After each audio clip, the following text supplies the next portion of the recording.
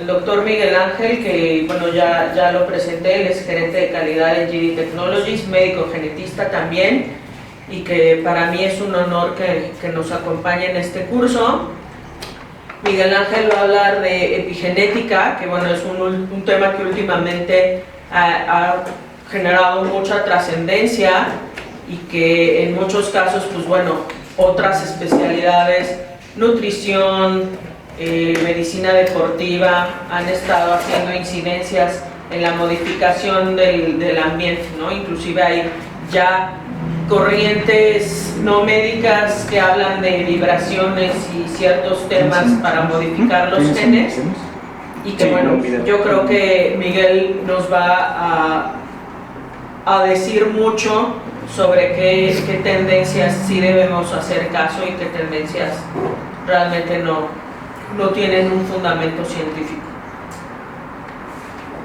Pues espero no marearlos mucho. Traigo chistes y unos payasos. Ok, entonces el título de la plática es Epigenética y por qué el DNA no lo es todo. Y precisamente esto tiene que ver con que en el año 2003, que se terminó de secuenciar el genoma humano, teníamos la idea de que ya habíamos terminado, o sea, ya tengo la secuencia del genoma humano, ya sé de qué están hechos los genes, ya sé cómo están escritos los genes, entonces técnicamente ya debo de saber todo lo que tengo que saber de los seres humanos. Pero resulta que es año 2023, hace 20 años que se terminó el primer borrador, el año pasado se terminó el borrador 40 y tantos del genoma humano y nomás no acabamos, ¿sí? Mucha de esta situación es que no es nada más o no se trata nada más de que tenga yo la información, ¿sale? Ok, entonces, por ejemplo, cuando ustedes ven en su libro o en su artículo de medicina reproductiva y les dice, les voy a dar un algoritmo para que estudien las causas genéticas cuantitativas y cualitativas de los defectos en la espermatogénesis o en los espermas, y primero les dice, pues vamos a ver, ¿es un defecto cualitativo? O sea, ¿tus espermas están feos o son muy poquitos? Bueno, si son muy poquitos, pues hazle un cariotipo a tu paciente, fíjate si no tiene alguna aberración estructural, o si de puro churro tiene un trastorno de la diferenciación sexual o una diferencia de la diferenciación sexual. No, pues que no tiene. Bueno, pues hazle microdeleciones del cromosoma Y, casi nunca salen positivas, honestamente. O a lo mejor tu paciente tiene una mutación en el receptor de andrógenos o en el gen de fibrosis quística. Que si su paciente tiene una mutación en los dos alelos para el gen de fibrosis quística y la primera razón por la que está yendo a consulta es por infertilidad, quiere decir que la atendieron pediatras horribles que no saben nada, que seguramente le han dicho que es asmático toda su vida y hasta ahorita se está dando cuenta que en realidad tiene fibrosis quística, que sí pasa. Y ustedes me dicen, no, ¿sabes qué? Mi esperma es un astenoterato necroso elfo esperma. Entonces a lo mejor hay que buscarle mutaciones en algunos genes que tienen que ver con la espermatogénesis, como los que mencionaron la doctora Ayala y la doctora Fragoso. ¿Ok? Pero resulta que cuando ustedes hacen todo esto, ustedes encuentran nada más con más o menos el 15% de los casos de infertilidad masculina o de origen masculino. Entonces les quedan un 85% de pacientes que no sabemos, o sea, lo tienen, o sea, tienen un defecto cuantitativo o cualitativo de los espermas, pero no sabemos cuál. ¿Qué hacer? Decirle al paciente que adopte, pues sí, si quiere. Pedirle un donador de semen. También puede salir como el paciente de la doctora Ayala y decir, no, es que si no es mi hijo, si no tiene mis genes no va a tener mi dinero. O pueden hacerle una interconsulta genética, que genética le extienda el estudio de los genes. Por favor. Y entonces lo que vamos a hacer es que voy a leer estas letritas que ya tengo aquí, que ustedes seguramente las vieron por ahí en la carrera, en la prepa, ya se les olvidaron, no importa, a nadie le sirven, tampoco a los dentistas. Y entonces yo leo esta secuencia, leo este código, me aviento un estudio de genoma completo y y todo está normal. Y ustedes dicen, pero, o sea, es que tiene que haber algo, porque el paciente no está expuesto a nada que esté alterando su espermatogénesis, el paciente no tiene un trauma testicular, al paciente nunca le han puesto quimioterapia, el paciente nunca lo han agarrado a patadas en los bajos, nada. ¿Qué tiene este paciente? Bueno, probablemente lo que ustedes están viendo cuando ven la secuencia genética es esto. Si yo les doy esto y les digo, arma un coche, ¿lo saben armar? No.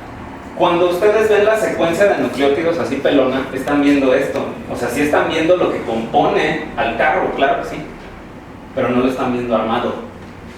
Y esa es una cosa que es muy importante y que pasa mucho en la genética y que fue el gran error de vanidad del proyecto del genoma humano. Creer que el genoma es nada más las letritas. El genoma no es eso. El genoma tiene una estructura tridimensional. El ADN, así como les mencionó la doctora Ayala, está envuelto en estas proteínas que se llaman histonas, ¿sí? Y entonces el ADN no es nada más esta cadena que yo tengo aquí envuelta en las histonas. El ADN tiene una estructura tridimensional. Así como el coche tiene una palanca de velocidades. O sea, si el coche tiene ruedas, pero ustedes no le quitan el freno de mano, el coche no va a avanzar. ¿Sale? Entonces, también como ahorita lo vieron, ustedes tienen esta estructura del DNA, pelón. ¿Pero qué creen? El DNA nunca está pelón en las células. En los seres vivos no está pelón el DNA, ni en las bacterias. Está envuelto en estas proteínas que se llaman histonas, forman estas estructuras que se llaman nucleosomas, y los nucleosomas forman estas estructuras que se llaman fibras de cromatina, que se van enrollando, hasta que forman el famosísimo cromosoma. Aquí se guarda toda esta información. ¿Okay? ¿Por qué el DNA se tiene que compactar en forma de cromosoma para repartirse?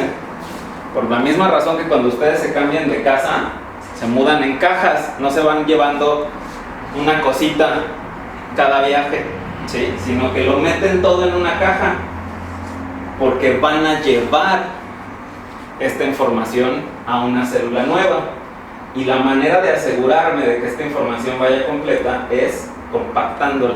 Este es un cromosoma, visto en microscopía electrónica de barrido y de transmisión. Sí son crucecitas, las leyendas son ciertas. ¿Vale? Sí. Y entonces ese cromosoma ahora sí representa a mi cochecito bien armado. Pero el asunto es que el cromosoma solo funciona en las divisiones celulares. ¿Qué hace la célula el resto del tiempo? El resto del tiempo la célula se tiene que organizar en forma de cromatina. Y entonces resulta, tal vez ustedes lo sabían, tal vez no, pero resulta que en el núcleo de la célula uno pensaría que la cromatina y los cromosomas están así aventados por todos lados.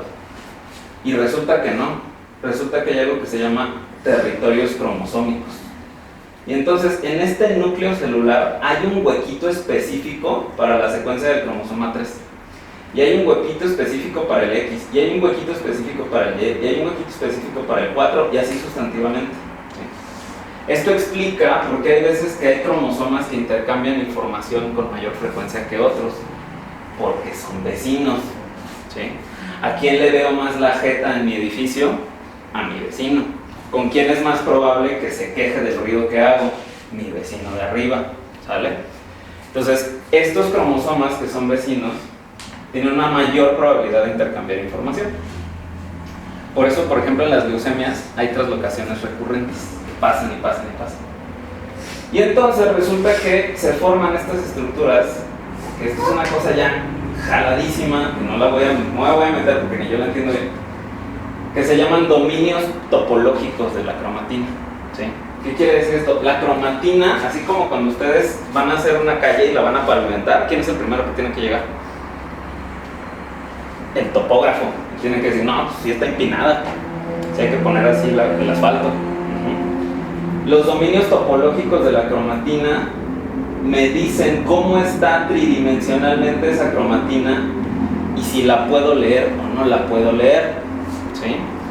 Si esta cromatina está mal organizada en sus dominios topológicos, pasan cosas feas, ¿sí? Aquí está un ejemplo de los dominios topológicos. Tienen aquí uno rojito y uno azul, ¿no? Y fíjense cómo, gracias al dominio topológico, estos genes se expresan en el cerebro y estos de azul se expresan en las extremidades, ¿sí? Todas las células del cuerpo tienen la misma información, pero no todos usan la misma información, ¿ok? Y entonces, cuando se pierden o se cambian los dominios topológicos, por ejemplo, en este caso se pone el ejemplo de una inversión de un dominio topológico. Este dominio debería de estar volteado, ¿sí? Pero no está. Y cuando cambia de posición tridimensional, la secuencia no le pasó absolutamente nada, ocurre una malformación, ¿sí? ¿Por qué?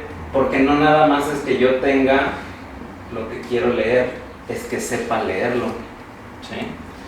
Es como si ustedes se van a la biblioteca de la facultad cuando estaban en medicina, agarran un libro de cirugía, están en el segundo día de primer año y ven, acceda al epiplón a través del corte, no sé qué diablos. Primero, ¿qué es epiplón? ¿Sí? Segundo, corte, pues el único corte que conocen hasta ese momento es los cortes de carne que comen en la vida argentina, ¿sale? Entonces, obviamente se necesita contexto. Bien, hace rato la doctora ya la mencionó, este tipo de alteraciones en los cromosomas, que les llamamos heteromorfismos cromosómicos. Es decir, este cromosoma está como un poquito más grande, pero está más grande de un pedacito que se supone que no tiene genes. Y entonces, pues, si el señor que viene a consulta tiene este tipo de alteración cromosómica, clínicamente decimos, pues ok, o sea, no le va a salir otro dedo, no tiene P21 leve, como dicen los pediatras, no tiene nada de eso, ¿vale? Decimos que este es un cambio benigno, pero resulta que en el 2017 un grupo muy grande de China, pues en China hay un montón de gente y sirve para estudiarla, agarraron a 145,000 personas que tenían heteromorfismos cromosómicos benignos y se dieron cuenta que son subfértiles.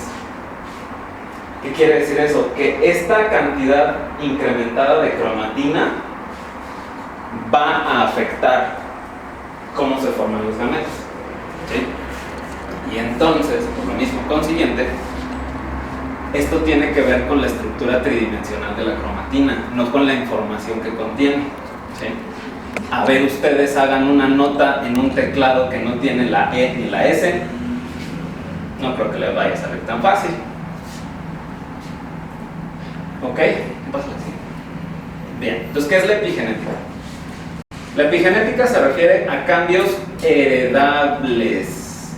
Yo sé que ustedes tienen en su cabeza la idea de que heredables, que se lo paso a mis hijos, o que mis papás me lo pasaron a mí. En esta definición de heredables se refiere a que mi célula le puede pasar eso a otra célula hermanita, célula hija. ¿Se lo puedo pasar a mis hijos? Por supuesto que sí. Pero esta definición de heredable viene también a lo chiquito. Y es un cambio heredable en la expresión del material genético que no altera la secuencia de nucleótidos, ¿sí? La información está ahí, el asunto es cómo lo utilizo. Y entonces la epigenética se refiere, estos cambios son marcas dinámicas. ¿Qué quiere decir eso? Los cambios que yo hago los puedo quitar, los cambios que no estaban los puedo poner, ¿sí? Eso es bien útil. Estas marcas dependen de los tejidos. Sus neuronas no expresan los canales de sodio que expresan sus riñones, ¿no? ¿Para qué? ¿Sí? Y también dependen de los estímulos ambientales. Esta es una cosa súper importante porque la epigenética es el eslabón perdido entre ambiental y secuencia de nucleótidos. ¿Por qué si yo me expongo a cierta cosa le doy en la torre a mis genes y los genes están normales? Por culpa de la epigenética. Supongo que ustedes que son médicos o son ricos han tenido 2 iPhones a la vez, ¿no? O 2 teléfonos diferentes a la vez. Y resulta que desde hace unos años este bonito teléfono tiene la opción y tiene la configuración para que cuando ustedes prenden un iPhone nuevo al lado de su iPhone viejito, este les dice: ah, ¿qué onda? ¿Ya tienes uno nuevo? ¿Quieres copiarlo del anterior? Y entonces ustedes escanean el código y empieza la copia. ¿Para qué les sirve la copia? Para no perder la información. Para no perder la información. Por ejemplo, no sé, supongo que ustedes ya tendrán más o menos mi edad. Y entonces acuérdense que en esos tiempos estaba uno así de: ah, ya compré teléfono nuevo, ah, rayos, voy a copiar los contactos. Le digo: ah, ya me equivoqué en el de mi mamá, por eso nunca me contesta. Y se dan cuenta hasta, ¿no? Y luego tenían que copiar sus canciones, ¿no? Y así de: ah, es que la memoria de este teléfono no es compatible con la que tenía en el otro, entonces tengo que meter el teléfono a la compu y hacer el copiado, y no es que tanta porquería. Bueno, lo que ustedes están copiando también, no sé si se han fijado, son sus configuraciones. Y entonces, si ustedes tenían, por ejemplo, que el WhatsApp llegara nada más la notificación aquí en tirita, en su nuevo teléfono va a llegar en tirita. Si ustedes tenían configurado la luz nocturna a partir de las 7 de la noche, en su nuevo teléfono se va a prender a las 7 de la noche. ¿Sí? La epigenética es esto. Es que yo puedo decirle a mi célula hija cómo tiene que usar los genes, sin tener que enseñarle todo desde el principio. ¿Sí? Sus células del túbulo renal no están ahí con sus R1 del túbulo renal así, mira, así se hace la nota. Imagínense que ustedes se pudieran clonar, así, un R6 de biología de reproducción, que estaría genial. Sí, ya sabes, párale, chambéale, gíralo, ¿ok? Exacto. Y entonces se transfiere la información, pero más que la información, que es el DNA, sus contactos, sus bla bla bla, se transfieren las configuraciones con las que trabajan con esa información. ¿Sale? Y entonces tenemos 4 marcas epigenéticas básicas: la metilación del DNA, la modificación de las histonas, el remodelamiento de la cromatina y los RNAs no codificantes. La cantidad de DNA que codifica para proteínas dentro de todo el genoma es del 2%. Todo lo demás del DNA, al menos el 80% de lo que no codifica proteínas, mueve todo esto. ¿Sí? Antes creíamos que eso era DNA basura. No es que fuera basura, es que no sabíamos que así. Entonces, para no admitir nuestra ignorancia, dijimos: no, no sirve. Sí sirve. ¿Sale? Entonces, a diferencia, ejemplificando la metilación del DNA, por ejemplo, ustedes tienen, yo sé que esto es algo que no les importa en biología molecular, no les importa en farma, no les importa en genética, no les importa en la residencia, pues nada más un ejemplo. Hay unas proteínas bien padres que se llaman factores de transcripción, que lo que hacen es que prenden genes. La manera en que se pegan al DNA es porque hay una secuencia específica, aquí un grupito de letras, ATG, donde se pega el factor de transcripción. Y cuando se pega el factor de transcripción, el gen se prende y qué padre, todo bien bonito. Si yo pierdo esta secuencia, ya valió, porque no hay donde se pegue el factor de transcripción. Y entonces, cuando los factores de transcripción se unen a secuencias genéticas, se dice que esta es una unión que ya está fijada. O sea, pues, tiene que estar la secuencia, si no, no me puedo pegar. ¿Sí? Y eso es, pueden decir ustedes: pues qué padre, digo, si está la secuencia se prende el gen. Y si es un gen que no quiero prender ahorita, ¿qué hago? Pues modifico el DNA y le pongo estas chunches que se llaman grupos metil. Es un carbono y 3 hidrógenos, se los pego aquí. Y hagan de cuenta que el factor de transcripción se dice que es muy específico, vamos a decir que es menso. Y dice: es que esta no es la secuencia que yo buscaba, no, es que no tenía estas cosas, no, yo creo que no es, y no se pega, y el gen no se prende. Y ya no hubo necesidad de que yo quitara mi secuencia, solamente la bloqueé. ¿Okay? Las marcas de metilación son súper importantes para establecer en las células cuál gen se lee y cuál no, cómo funciona un gen y cómo no. ¿Okay? Luego tenemos las modificaciones de las histonas. Es decir, yo a este grupito de proteínas les puedo pegar cosas, les puedo quitar cosas, les puedo modificar cosas y el DNA o se suelta o se aprieta más. Y entonces si está más sueltito, lo puedo leer, si está más apretado, no lo puedo leer. Y entonces a esto se le llama el famosísimo código de histonas. Digo, es famoso entre nosotros. Los demás como decir, ay, me encanta Jorge Drexler, a nadie le importa Jorge Drexler. Bueno, el código de histonas es unas modificaciones especiales en las histonas que pueden ser metilaciones, acetilaciones, fosforilaciones, XYZ. El asunto es que cuando mi grupo de proteínas que modifican las histonas, estas, fíjense cómo aquí están, writers, erasers y readers. Writer es el que va a modificar la histona, que a lo mejor le va a poner el metilo, el acetilo o el grupo fosfato. El lector, que es quien va a interpretar esa señal. Y el borrador, que es que cuando yo ya no necesito esa señal, la quito. ¿Sí? ¿Por qué? Porque este gen estaba apagado, pero ahora necesito que esté prendido. Quítale la modificación, préndelo. O ponle la modificación para prenderlo. ¿Sale? Y entonces, fíjense, todo el montón de proteínas que están trabajando como lectores del código de histonas. ¿Sí? Entonces, todas estas modificaciones que yo tengo aquí, que se pueden hacer, van a alterar la manera en que se leen los genes. ¿Sí? Entonces, a lo mejor mi problema no está como tal en el gen, sino que a lo mejor me falla el lector de un código de histonas. Y entonces hay un montón de genes que no puedo leer. ¿Sale? ¿Han jugado béisbol? Sí. ¿Cómo le hace el coach para decirle al bateador qué es lo que tiene que hacer? Le da señales. Le dice, si te toca aquí, haces tal toque. Si me toca acá, no abaniques.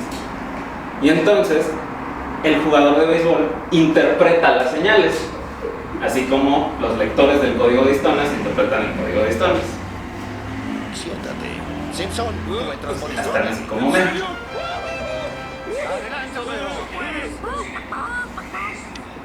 Simpson, estas son las señales. Si me toco la gorra de esta forma, ¿Sí? esa señal es falsa.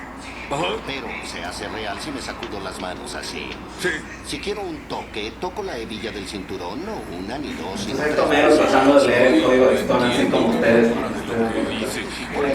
¿Vale? Pero lo que es que los lectores del código de histonas sí saben qué tienen que hacer. ¿Entiendes, Simpson? Sí, señor. Ahora en sustitución de Darryl Strawberry, Homero Simpson. Cuando de plano todo falla,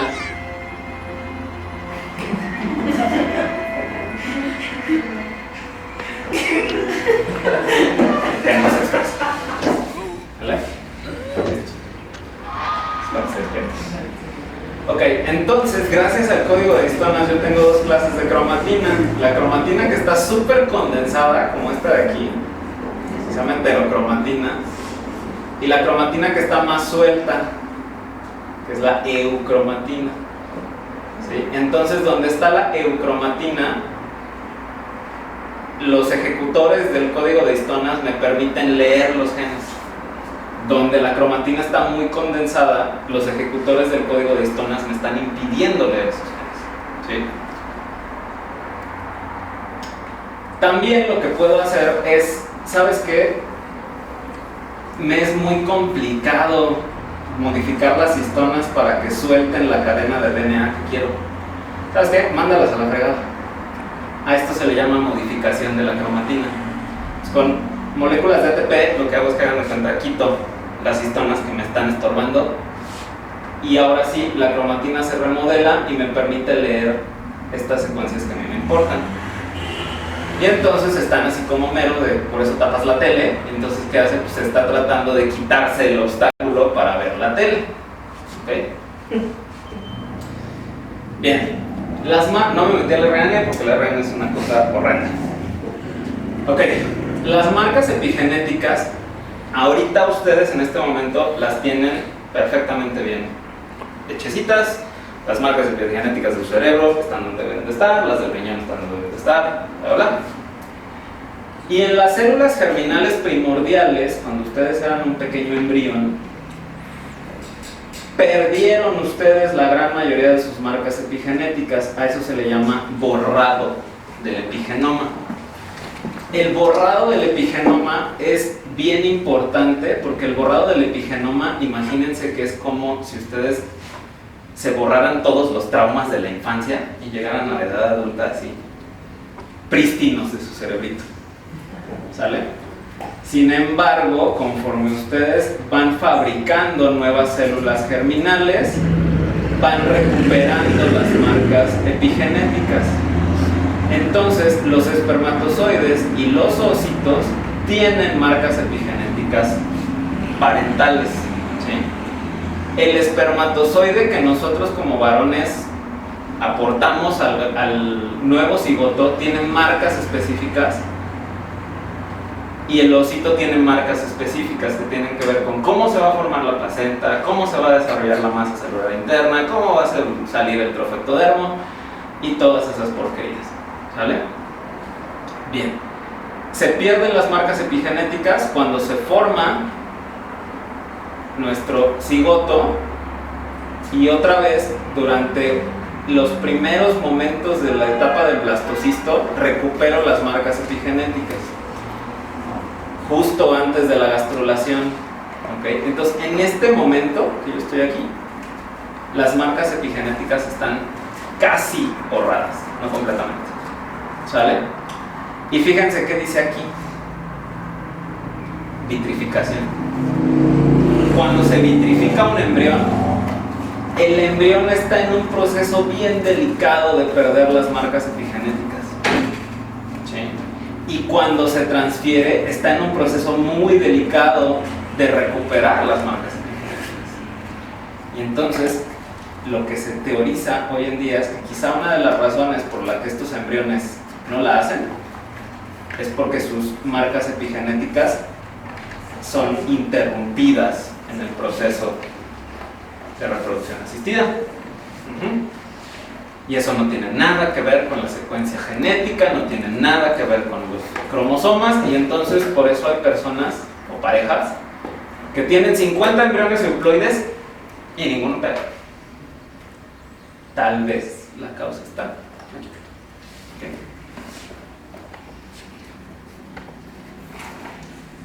Esto también tiene que ver con lo que es la impronta genómica, ¿sí? La impronta genómica es la expresión monoalélica de un gen que depende de su origen parental. ¿Qué quiere decir esto? La gran mayoría de sus genes tienen dos copias, la de mamá y la de papá, y se expresan las dos copias, se forma un RNA mensajero. Pero resulta que hay otros genes que tienen lo que llamamos impronta genómica, que quiere decir que si viene de mi mamá no lo expreso, pero si viene de mi papá sí, o al revés. ¿Okay? Hay muchos ejemplos de esto, pero hay uno como muy clásico, ¿sí? Digo, esto es nada más para que vean, es el mismo gen, ¿sí? Nada más cómo es cuando se hereda de mi mamá y cómo es cuando se hereda de mi papá. ¿Vale? Tenemos una región que se llama la región 11P15, ¿sí? No nos va a marear tanto con esto, es importante. En la región 11P15 está un grupito de genes bien importantes que tienen que ver con el crecimiento. Estos genes que son súper importantes, está este que se llama H19 y este que se llama IGF-2, factor de crecimiento insulínico tipo 2. En el cromosoma de mi mamá, fíjense cómo aquí tengo dos cositas que están en blanco, ¿sí? El cromosoma de mi mami se pierde la marca de metilación, está activo este pedazo del DNA. Como está activo, yo expreso este gen que se llama H19. El gen H19 lo que hace es que bloquea el crecimiento. Pero en el cromosoma de mi papi tengo esta marca metilada, quiere decir que está bloqueado este gen. Y quien trabaja es el factor de crecimiento insulínico, que favorece el crecimiento. Entonces, lo normal es que esté prendido uno en un cromosoma y prendido el otro en el otro cromosoma, y entonces hay un balance del crecimiento. Y entonces, este niño no es tan enorme como para destruir el abdomen de mi mamá, pero tampoco es tan chiquito como para que nunca vaya a sobrevivir si se sale de mi mamá. Y entonces dicen que esto es una cosa evolutiva, de que el hombre quiere tener descendientes grandotes y fuertes, y la mamá dice, espérate, pues yo los cargo. ¿Sí? Estos mecanismos es lo que se llama impronta. Si por alguna razón la impronta en el cromosoma de mi mamá se altera y yo empiezo a expresar este gen en el cromosoma de mi mamá y también en el de mi papá, ahí sí viene un macro bebé. Si pasa lo contrario, pierdo la impronta del cromosoma de mi papá y expreso los dos que detienen el crecimiento, tengo un bebé chiquitín. ¿Sale? Esos son dos síndromes que están reconocidos, el síndrome de Beckwith-Wiedemann y el síndrome de Silver-Lucil. Ok, ahora regresemos a la reproducción. Resulta que esta región también es bien importante que esté bien improntada en el espermatozoide, porque cuando está bien improntada esta y esta, que se llama MEST, el paciente va a expresar una normosospermia. Si tengo mal improntado, porque hay una hipermetilación, está muy bloqueado esta región, la cuenta espermática es baja. Si tengo hipometilado, es decir, mal bloqueado MEST, la motilidad es anormal. Y por ejemplo, este gen que tiene que ver con el metabolismo del folato, si yo lo hipermetilo, hay una azoospermia. ¿Sí? ¿Qué es padre de esto? Que cuando yo mejoro las condiciones ambientales de este hombre, estas cosas corrigen. ¿Vale? Y entonces hay muchas regiones que están descritas en el espermatozoide que tienen improntas que cuando las altero, aquí está, parámetros pobres del seno. ¿Sí? Y entonces por eso la doctora Ayala, cuando ve a sus pacientes varones, una de las primeras cosas que les dice es, amigo, si no mejoras tus hábitos, ese semen no se va a ver mejor. Y cuando lo hacen, excelente semen. ¿Sí? ¿Por qué? Porque se recuperan las marcas epigenéticas. Las marcas epigenéticas son dinámicas, están complejas, pero está bien padre porque se pueden modificar. ¿Sí? También, supongo que ustedes se acordarán que los espermatozoides no tienen histonas, tienen protaminas. ¿Sí? Pero resulta que no es cierto, y yo estuve muy sorprendido cuando leí para esta clase, porque resulta que no todas las histonas se reemplazan, solo se reemplazan el 85% por estas proteínas pequeñas que se llaman protaminas. ¿Por qué las modifico? ¿Por qué cambio las histonas por protaminas? Porque las protaminas son más chiquitas, y acuérdense que el esperma es la célula más chiquita del cuerpo, necesito compactarle más el DNA. Pero se queda con histonas. ¿Por qué? Porque estas histonas traen la configuración básica. ¿Sí? Cuando ustedes forman un gameto y pierden las marcas epigenéticas, hagan de cuenta que agarraron su celular y le pusieron restablecer configuración de fábrica. ¿Sí? Ahora, si ustedes hacen eso, su celular prende y les dice, por favor, programa el teléfono. No, el teléfono ya trae sus iconos y les dice, oye, ¿quieres hacer ciertas configuraciones? Porque ya trae un programa de base. Eso está aquí. ¿Okay? Estos genes que están asociados a estas histonas son las que regulan el desarrollo temprano del embrión. El asunto es que si la protaminación es anormal, es decir, hay dos tipos de protaminas, la protamina 1 y la protamina 2. Deben de estar idealmente en un balance de 1 a 1. Por cada protamina 1 debe haber una protamina 2. Con esta intervalo de confianza, dirían los estadistas. Pero si yo tengo demasiada protamina 1, el DNA se me empieza a acomodar de manera errónea. La secuencia del DNA va a estar bien. El problema es que donde lo estoy poniendo está mal. ¿Sí? yo tengo un jarrón de la dinastía Ming y lo pongo aquí. Claramente se va a caer. El jarrón estaba perfecto, nada más que yo soy menso y lo pongo donde no debe de estar. ¿Sí? Y cuando hay una protaminación incompleta, es decir, no reemplacé suficiente las histonas, me quedan unos macroespermas que obviamente no pueden fabricar bien su acrosoma, y si no tienen el acrosoma funcional, pues jamás van a fertilizar ningún osito. ¿Sí? Reitero, las secuencias genéticas de estos espermas están bien. El problema es cómo las estoy acomodando. ¿Sale? Ok, si ustedes hicieran un estudio de inmunohistoquímica para ver protaminas contra histonas, se darían cuenta que sus pacientes infértiles se pintan menos si buscan protaminas. Si su paciente fértil pinta 90% protaminas, su paciente subfértil o infértil va a pintar 70%, 60%, 50%. ¿Sí? Bien, ya les comentó la doctora Ayala sobre la fragmentación del DNA. La fragmentación del DNA es un marcador de daño oxidativo. ¿Sí? Y aparte de todo, se ha visto que altera los estados de metilación del DNA. Entonces, indirectamente, cuando... regresa al anterior. Indirectamente, cuando ustedes ven la fragmentación del DNA, también están viendo un DNA mal metilado. ¿Sí? Y cuando ustedes mejoran este daño oxidativo en estos pacientes, la calidad de los espermatozoides mejora. ¿Sí? ¿Por qué? Porque es directamente proporcional el estado de metilación adecuado con los parámetros adecuados de los espermas. ¿Sí? El ambiente lo es todo. ¿Sí? Les presento a este pez.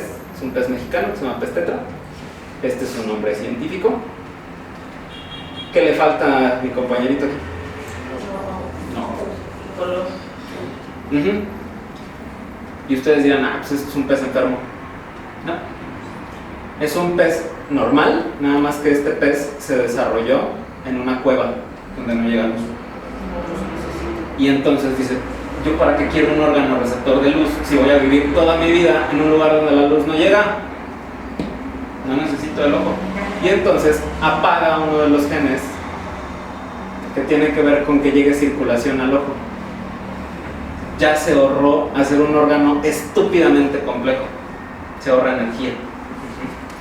Este gen tiene un homólogo en el humano y es el que está asociado a la homocistinol.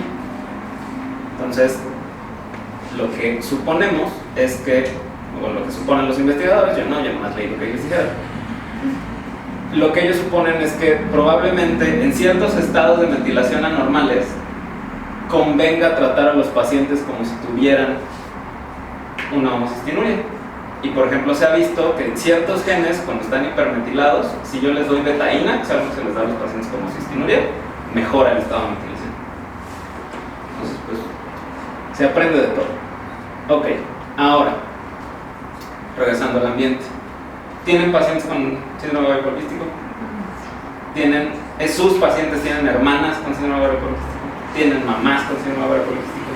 Y entonces ustedes, como yo, van a decir, no manches, es que esto es hereditario, a fuerza debe de ser hereditaria. Y lo buscan en la literatura y les dicen, no, pues las variantes genéticas solo explican el 10% de la heredabilidad del síndrome ovario poliquístico. Ustedes agarran la silla y dicen, no, esto no es posible. ¿No? Es autosómico dominante. Y técnicamente sí es. El asunto es que mucha de la heredabilidad del síndrome de ovario poliquístico tiene que ver con factores epigenéticos, no consecuencias de DNA. ¿Sí? Y uno de los factores más importantes y la razón por la que parece que se hereda es que mi mamá, que tiene síndrome de ovario poliquístico, tenía síndrome de ovario poliquístico cuando estaba embarazada de mí. No se le quitó de repente para el embarazo. Y entonces yo estuve en un ambiente, bueno, yo soy niña, estuve en un ambiente ovario poliquistoso. ¿Sí? Y entonces, acuérdense que esta niña está formando sus células germinales cuando está en el útero. Entonces, mi mamá tiene síndrome de ovario poliquístico y ya le dio en la torre a mí y a mis hijas. Y entonces, por eso parece que se hereda. Decía mi psicóloga, no se hurta, se hereda. ¿Sale? Una de las cosas que se ha visto es que los varones que son hijos de una mujer con síndrome de ovario poliquístico también tienen alteraciones reproductivas, tienen alteraciones metabólicas e incluso trastornos psiquiátricos. Ser hijo de una paciente con síndrome de ovario poliquístico me incrementa a mí, hombre o mujer, el riesgo de padecer depresión o ansiedad. ¿Sí? ¿Por qué? Porque estoy en un ambiente que probablemente era agresivo para mi cerebrillo. ¿Sí? Y si al cerebrillo, que hasta el líquido amniótico lo deshace, pues imagínense que le van a hacer un montón de andrógenos que no deben de estar ahí. ¿Vale? Lo peor de todo es que qué tal que nazco fifas o algo peor. Sí. Ok, y entonces, a partir de esta situación del síndrome de ovario poliquístico, viene lo que se llaman los disruptores endocrinos. Ustedes seguramente lo han oído 50 millones de veces. ¿Sí? La botellita esta del agua que yo tengo, no, los BPAs, y ni la pongas al sol porque aquí te sale el cáncer. ¿Sí? Esos son disruptores endocrinos, son moléculas que interfieren con la señalización normal de las hormonas sexuales. Y entonces el disruptor endocrino puede tener dos efectos. Una es que se parezca a una hormona y genere señales hormonales donde no debe de haberlas, fitoestrógenos, por ejemplo, estrógenos que vienen de las plantas. O puede ser que la sustancia bloquee al receptor de una hormona que sí necesito, por ejemplo, antiandrogénicos. ¿Qué medicamento antifúngico ustedes usan para evitar la masculinización de sus pacientes? O ya no sé, os digo, hace mucho que no estoy aquí. Bueno, en mis tiempos se usaba ketoconazol. ¿Sí? ¿Por qué? Porque resulta que el ketoconazol es un disruptor endocrino, bloquea la acción de los andrógenos. Entonces, aparte de que le quita el hongo de la piel a su paciente, pues se la deja bien tercecita porque le quita la función de los andrógenos. 2 por 1. ¿Sí? Y entonces, hace algunos años se estudió, que estos disruptores endocrinos, que seguro los han visto por ahí, los eftalatos, y ahorita agarran cualquier botella de shampoo sin eftalatos, porque son disruptores endocrinos. El BPA de las botellas, los fitoestrógenos, ¿sí? Y se ha visto que la exposición a estas sustancias altera la calidad del esperma, disminuye la fertilidad, disminuye las tasas de implantación, incrementa las tasas de endometriosis, incrementa la procesión del cáncer, provoca un desarrollo anormal en los niños, etcétera, etcétera, etcétera. Y se ven ratones y se ven peces cebra, que son como modelos para el estudio genético, y en todos estamos de acuerdo que los disruptores endocrinos pues sí te hacen una disrupción de los sistemas hormonales. Y entonces, por ejemplo, aquí tienen otro tipo de antifúngico que se usa en plantas, que se llama vinclosina. Y este es un estudio que hicieron un grupo donde utilizaron ovocitos de ratón que están tratando de completar su primera división meiótica y los exponen a una cantidad de vinclosina que va creciendo y van exponiéndolos en diferentes días. Aquí lo que yo estoy viendo es cuánto crece la célula, cuánto crece el osito. Acuérdense que el osito es la célula más grande. Entonces, un buen parámetro de cómo está desarrollándose es que se haga grandote. Sin el disruptor, en el día 9, sube en el día 11, sube en el día 13, sube en el día 15, sube en el día 17. Recuerden que estos son ratones, no humanos. Pero el asunto es que está creciendo mi bonito ovocito. ¿Sale? Cuando yo le pongo, me lo ves por favor, el disruptor endocrino, la tasa de crecimiento disminuye. Y todas estas disminuciones son estadísticamente significativas. Y entonces, yo a esta paciente que tiene una falla ovárica prematura, ya le hice todo lo que le pude haber hecho, no encontré nada. Le hice un genoma, no encontré nada. Igual y está expuesta a algún disruptor endocrino en un caso. ¿Por qué? Porque los disruptores endócrinos están en todos lados. ¿Sí? Un día pónganse a investigar y les va a dar miedo respirar. ¿Sí? Es una paranoia muy fea. ¿Ok? Entonces, cuando hablamos, en este caso, en los varones, si tengo espermas inmaduros, si tengo un decremento de la cuenta espermática, de la movilidad o una morfología normal, tendría yo que también pensar, obviamente en el caso ya muy difícil, el caso que ya le comenté a la doctora Ayala, ¿sí? Tengo que pensar en si el problema está en la protaminación, tengo que pensar si son factores ambientales, nutricionales o del estilo de vida. Les andan ofreciendo terapia de reproducción asistida y es, carnal, nada más tenías que dejar de fumar, ¿sí? Nada más tenías que bajar de peso, nada más tenías que hacer ejercicio, no sean así, ¿sale?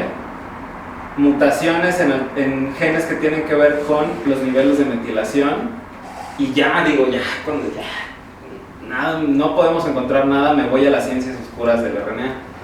Ahí sí ya no recomiendo meterse, ni yo quisiera hacerlo, ¿sale? Entonces hay que pensar también que estos factores tienen que ver con mi paciente y muchos de ellos tienen que ver con los factores ambientales, nutricionales y del estilo de vida. ¿Sí? Entonces, probablemente antes de ofrecerles una fertilización in vitro a esos pacientes varones, ¿qué tal si los ponen en forma? Ya si se ven como Henry Cavill y de todos modos siguen infértiles, órale, genoma completo y les da mi número. ¿Sí? Ok, ahora las terapias de reproducción asistida se han asociado a cambios epigenéticos. Por ejemplo, se dice que los niños que son producto de terapias de reproducción asistida tienen un mayor riesgo de enfermedades asociadas con la impronta, como el síndrome de Prader-Willi o como el síndrome de Silver-Russell. ¿Sí? ¿Esto es cierto? ¿Esto no es cierto? ¿Ustedes qué dicen? ¿Sí o no?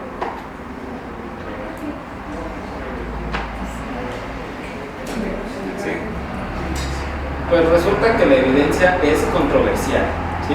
Hay quien dice que sí, hay quien dice que no. Yo considero que la gente que dice que no, pues es porque piden del TIF, no los culpo. Yo también diría que el cigarro es bien sano si yo tuviera una tabacalera. El asunto es que algo que no pueden ignorar es que en las terapias de reproducción asistida, y lo vimos en el dibujo anterior, se cambia el ambiente normal de un gameto, ¿sí? Entonces, como el gameto depende de su ambiente para mantener sus marcas epigenéticas, es muy probable que yo las cambie. ¿Qué tan significativamente las cambio? Quizá depende no nada más de la terapia de reproducción asistida, y esto sí se los doy a esos autores que dicen que no las cambian. ¿Por qué? Porque según lo que llevamos visto, el esperma de una persona infértil o subfértil epigenéticamente no es normal. Entonces, yo no sé si esas alteraciones epigenéticas ya venían en el gameto o se provocaron a la hora que yo paso el embrión al medio digestivo, o las dos, ¿sí? Entonces, por eso la evidencia es controversial. Pero lo que sí es que le estoy cambiando el ambiente a los gametos, eso sin duda. Y entonces, cuando, por ejemplo, ustedes hacen estimulación ovárica, están obligando a ese osito a que mantenga marcas epigenéticas más rápido de lo que debe. Entonces, si ustedes los apuran a hacer la cesárea, se pueden llevar el uréter, ¿sí? Si a mí me apuran a, no sé, correr, seguro me tropiezo, ¿ok? Los estudios que sí han demostrado fehacientemente que se cambian las marcas epigenéticas son los estudios de maduración in vitro de ositos. Seguramente a ustedes no les ha tocado ver eso, porque ni siquiera se recomienda ya. O sea, esto es como un último recurso, así de que, híjole, pues a ver si pega, pero ya no se recomienda precisamente porque en esta situación específica sí se ha visto que cambian las marcas epigenéticas.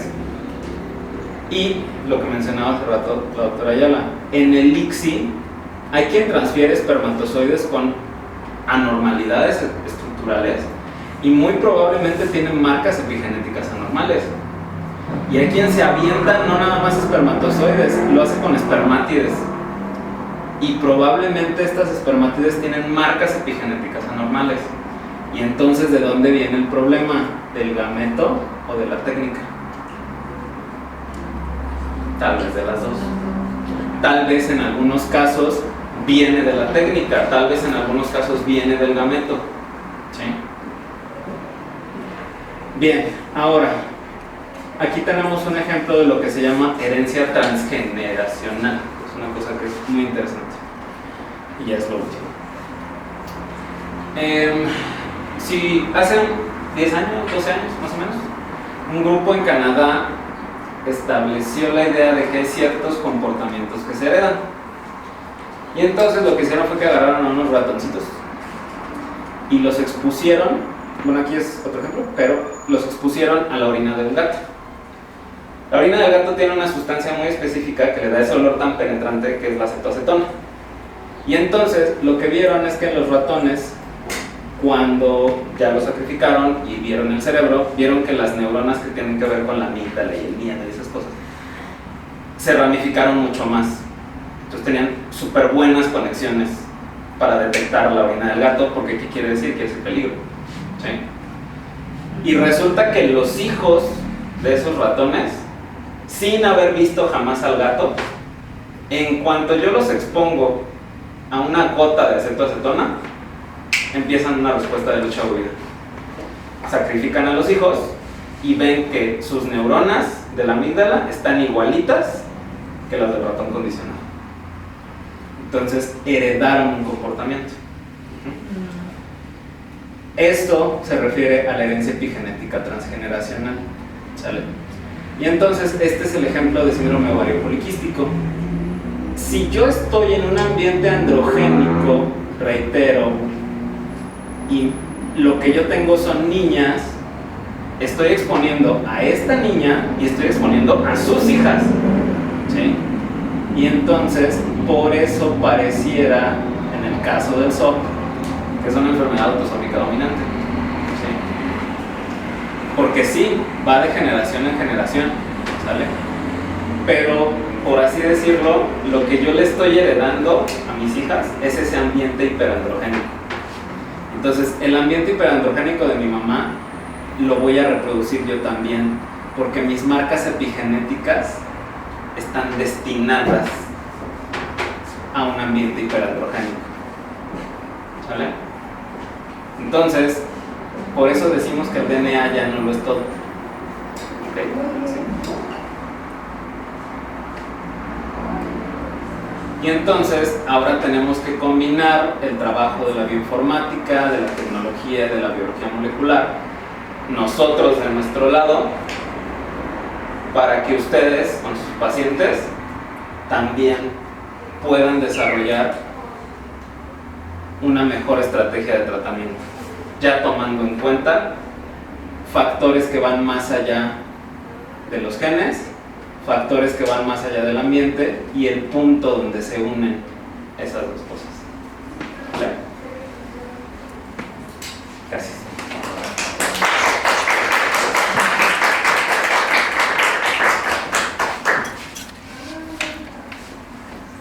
Mike, hay varias preguntas. La primera es, dice, doctor, me parece extraordinaria la forma en la que por medio de analogías desarrolla temas tan complejos. Felicidades. Gracias. Y sí, la neta es que creo que epigenética nadie la va a entender mejor que en una clase de genética que contigo. Y dice, respecto al tema de vitrificación y su implicación en las marcas epigenéticas perdidas, ¿se refiere a no supervivencia embrionaria o a supervivencia sin implantación? Esa es una, y es una pregunta combinada, y dice, ¿el impacto es el mismo en la vitrificación de embriones día 3 contra día 5 o 6? De la segunda, que es la más fácil de contestar, teóricamente la respuesta sería que sería más grave la vitrificación en el día 3, porque justamente es donde se empiezan a perder las marcas. En día 5 y en día 6 se supone que ya están perdidas. Entonces, el problema es afectar el momento del cambio, aparentemente. Y de lo de supervivencia e implantación, la verdad es que está relacionado con todos. Está relacionado con supervivencia, con que se viable el embrión, con que se implante, con que se llegue a término el embarazo, con que haya malformaciones si es que llega a término el embarazo. O sea, está involucrado en muchas cosas. Y luego hablan de una pregunta que, Pam, a ver si tú te acuerdas de esta historia terrorífica de Instagram, de cómo podría participar la epigenética en la ovodonación. ¿Te acuerdas de esa historia de una empresa que puso que después de óvulos donados podías tener, después de que haya recibido tu sangre y nutrientes a través de la placenta, los genes de tu bebé se habrían mezclado, ¿no? ¿Sí te acuerdas de esa historia de terror, no? Entonces, epigenética y ovodonación. Ok, vamos por partes. No se mezcla el material genético, o sea, el DNA de ese osito no se va a mezclar con el de la persona que esté gestando ese embrión. Ok, esa es una. Pero, por ejemplo, si la mujer que está gestando el embrión tiene síndrome de ovario poliquístico, por poner un ejemplo, es más probable que si ese embrión es una niña, desarrolle síndrome de ovario poliquístico, porque está en el ambiente. Por ejemplo, la esquizofrenia es una enfermedad mental que es la más heredable de todas, no quiere decir que sea hereditaria. Y se ha asociado en algunos estudios la infección por virus de influenza al desarrollo de esquizofrenia más adelante en la vida. Entonces, si en mi familia nadie es esquizofrénico, nadie tiene la condición, ocurre esta exposición, yo tengo la susceptibilidad como embrión, probablemente a mí me toque ser el primer caso de esquizofrenia en esa familia, aunque sea un óvulo donado. Y entonces le van a querer echar la culpa a la donadora del óvulo. Y no, probablemente fue el ambiente. ¿Sí? Entonces, o sea, lo que pasa dentro de mamá, lo que llaman el matroambiente, sí influye, pero no hay mezcla de genes. Eso es completamente falso.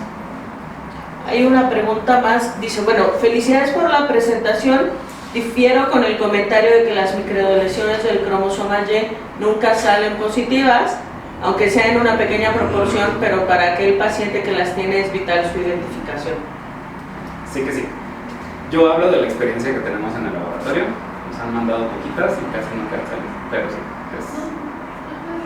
O sea, no dijiste que nunca, dijiste que en una poca proporción. Sí, es una y proporción. en mi experiencia, que afortunadamente ya he atendido 100 parejas o más, ninguna ha salido positiva para microdeleciones.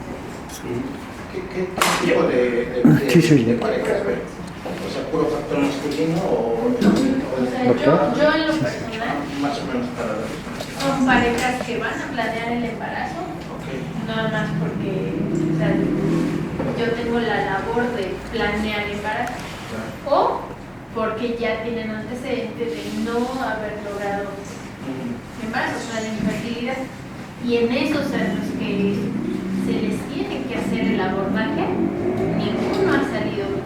Yo no estoy diciendo que nunca, estoy diciendo que en la práctica es muy poco probable. Sí, yo creo que podemos aprovechar para justamente concretar este tema, ¿no? O sea, microdeleciones del Y es una práctica comúnmente solicitada por médicos que ven fertilidad, que son no genetistas, y que en la experiencia de genética realmente el porcentaje de pacientes que tienen microdeleciones del Y es un estudio que podría pasar a segundo plano, si están de acuerdo conmigo, y que por ejemplo está pasando lo mismo con pedir X frágil en mujeres que tienen datos de falla ovárica, ¿no? Que dices, pues por supuesto que hay mujeres que tienen premutaciones y mutaciones de X frágil que tienen falla ovárica prematura, por supuesto,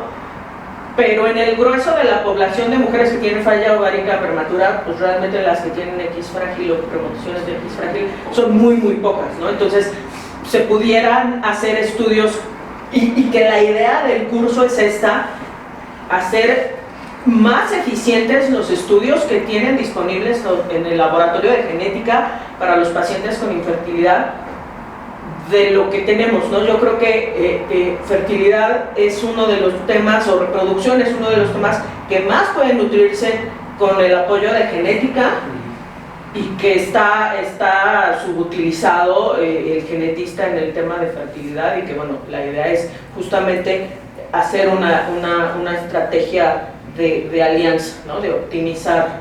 No sé si hay más preguntas aquí o más preguntas en línea. No tenemos más preguntas, no sé si acá tenemos alguna otra, ¿no?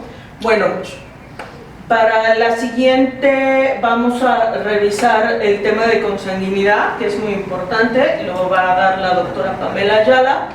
Vamos a hablar también de pérdida gestacional recurrente contra infertilidad, o sea, la diferencia entre ambas, que va a hablar la doctora Marlene Lisbeth Zamora, que es de aquí de CARE, y vamos a hablar de infertilidad masculina y de infertilidad femenina. Esos dos temas los voy a platicar yo, ¿sale? Entonces, los esperamos en la siguiente edición, que es el próximo lunes, en punto de las 4 de la tarde, y también de manera asistencial, los que quieran venir, pues siempre vamos a tener ahí unos pequeños premios para los que quieran venir. Muchísimas gracias a todos, buenas noches. Gracias.